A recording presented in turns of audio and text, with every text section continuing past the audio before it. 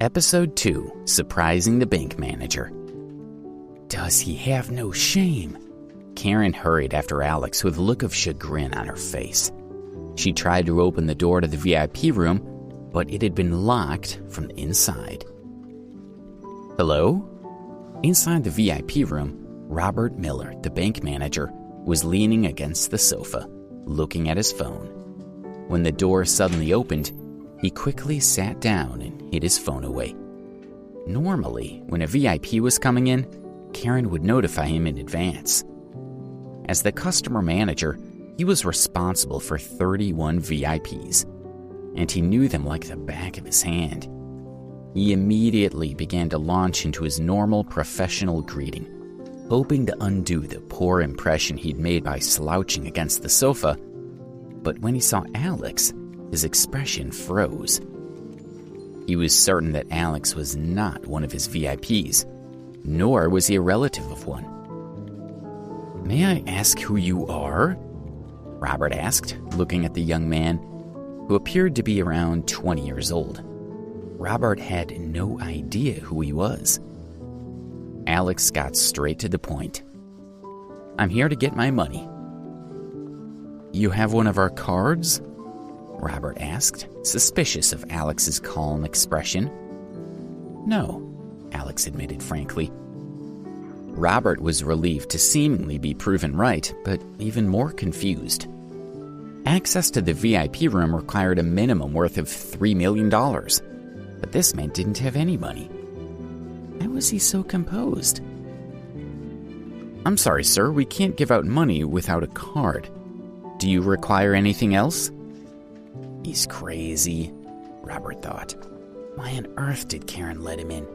I'll have to speak to her about this at Monday's meeting. "You have fingerprint recognition here, right?" Alex suddenly asked. The fingerprint ID system at the bank was for the wealthiest families and businesses to use. Only a few people had their fingerprints recorded in the system, at least in the New York branch, and no one had used it to access their holdings yet. "You want to use it?" Robert could no longer bring himself to call Alex sir. "Yes," Alex nodded. Robert was feeling more confused by the second. Why would someone who wasn't even a customer request to use a fingerprint ID? To be honest, even though he was curious, Robert felt that it was barely worth humoring the request. But after considering for a few seconds, he finally decided to let Alex make the attempt rather than risk making him angry. He opened the safe and brought out the fingerprint identification device, which he had never used before. "Place your thumb here." Robert indicated the verification area to Alex, who placed his thumb on the sensor. Beep! The device lit up with a glaring red light, and the LCD screen displayed the words, "Fingerprint not recorded." Immediately, Robert's expression turned hostile, and he glared at Alex. He picked up his phone, ready to call the police. Wait, Alex said quickly. "Maybe that was the wrong print. I'll try using my index finger this time." Robert smiled coldly. "What's your plan here? Your thumb doesn't work, so you'll try your index finger? Then if your index finger doesn't work, you'll try your middle finger. When you run out of fingers, will you try using your toes?" But Alex had already pressed his index finger on the verification area. Robert resolved that if the man's fingerprints weren't accepted this time, he would immediately call the police and have him arrested. Beep! A green light appeared on the device, and new details flashed up on the LCD screen. Verification successful. Family account 01. Verifier Alex Ambrose. Account 01104. Robert gaped at Alex in disbelief for a moment, and then hurriedly squeezed out a smile. "Mr. Ambrose, I'm sorry. I didn't realize. I'm Robert Miller, the customer manager for the New York branch. Please allow me to assist you." "It's fine," Alex said lightly and stood up. "Can I see how much money I have left in my account?" "Please wait a moment." Robert sat in front of the computer and typed away for a while. On his instructions, Alex provided a few more fingerprint scans as authorization. "It's done, Mr. Ambrose." Robert clicked the OK button on the screen, and Alex's account appeared. Robert pointed to the computer screen and said, "Mr. Ambrose, the balance of your account is currently $86 million. Robert couldn't help but suck in a breath of cold air. This young man had an enormous fortune. It placed him in the top flight of the 1%. Most people would never be able to even dream of that much money. Alex felt strange as he stared at the numbers on the screen. He reminded himself that he needed to get used to his status as a rich kid as soon as possible. "Oh, and you have other assets as well. Let me show you now." Robert clicked through to check several pages in a row. Finally, he clicked the OK button again. The computer brought up a 4x4 grid of display screens. "This surveillance screen displays all the physical assets that you hold elsewhere," Robert explained. He clicked on the upper left corner of the screen and brought up the feed from the bank's branch at The Hague, which revealed a sports car. In the lower right corner, it said, "Ferrari Pagani Hura." Robert opened up other screens for Alex, one after another. The Hawaii branch displayed a Dominica blue pearl bracelet and 4 stacks of gold bars.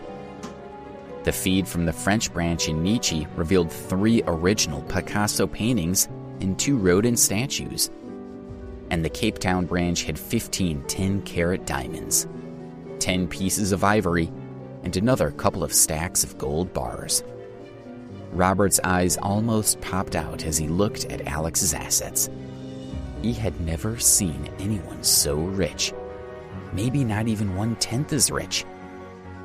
"All right, I'd like a card," Alex said before Robert could collect his thoughts. "Yes, I'll see to it right away. Please wait a moment." Robert immediately started to make the necessary arrangements. Within 10 minutes, a Supreme card was produced. Robert looked at the Supreme card and thought about Alex's assets. This card wasn't good enough for Alex's status, but it was the highest grade of card they were authorized to issue at the New York branch. Robert handed the card over. "Mr. Ambrose, your card." "Thank you." Alex took the card, stood up, and went to walk out of the room. "Mr. Ambrose, please wait." Robert didn't dare to appear to be neglecting such an important customer. He should see him out personally. But the asset checking system on his computer had not been turned off yet, and the fingerprint verification machine, iris recognition apparatus, and other sensitive equipment had not been returned at the safe. The monitoring system in the VIP room was connected to the district manager's office. Karen was anxiously waiting in the hall. What's been going on in there for so long, she wondered. Could that rat have murdered Mr. Miller in the VIP room? The more she considered it, the more scared she became. She was on the verge of banging on the door and demanding a response when Alex walked confidently out of the room. "Stop!" Karen shouted. She walked quickly over towards him and grabbed his coat. "You can't leave. You broke into the VIP room. Once we confirm that nothing's missing, I will call the police and have them hold you for questioning." "What are you talking about?" Alex asked. "Let go." Karen grappled with him for a while, but she couldn't manage to search his pockets. What's wrong with this woman? Alex thought. He wasn't even arguing with her, but she was manhandling him. What is this? Karen spotted the Supreme card that was peeking out of Alex's pocket. She quickly pulled it out and looked at him triumphantly, as if she had found evidence of his guilt. "Oh, you stole a card. This is a crime and I have to call the police." It didn't even cross her mind that the card could belong to Alex. She imagined he had entered the VIP room, pretending to be there by mistake, and had then distracted Mr. Miller with questions and stolen the card when the manager wasn't paying attention. Let go. Alex was sick of this woman. Don't you feel guilty about being a thief? She was even more determined. With the two of them creating such a scene, other customers started to walk over toward them, intending to help Karen keep Alex from getting away. Just then, Robert, who had finished tidying up, strode out of the VIP room. Having seen Alex's assets, Robert now knew he was the most important customer the New York branch of the bank had ever had. He had also noticed that the system listed Alex's was listed as just one of multiple accounts attached to the family group, labeled 01. If that single account was so lucrative, then what about the rest of the family? It was rare to meet such important people, so Robert knew he had to be careful to curry favor with Alex. If they got along well, it would be a tremendous success for Robert, and the potential benefits were huge. So, when he saw Karen struggling with Alex, he was enraged. Karen's expression was hostile, and Alex was becoming very angry. Karen was an idiot who was playing with fire, and she might drag Robert himself down with her. Of all the bank's many customers, why did she need to pick this one to try and remove? A simple flick of Alex's finger could be enough to end both their careers.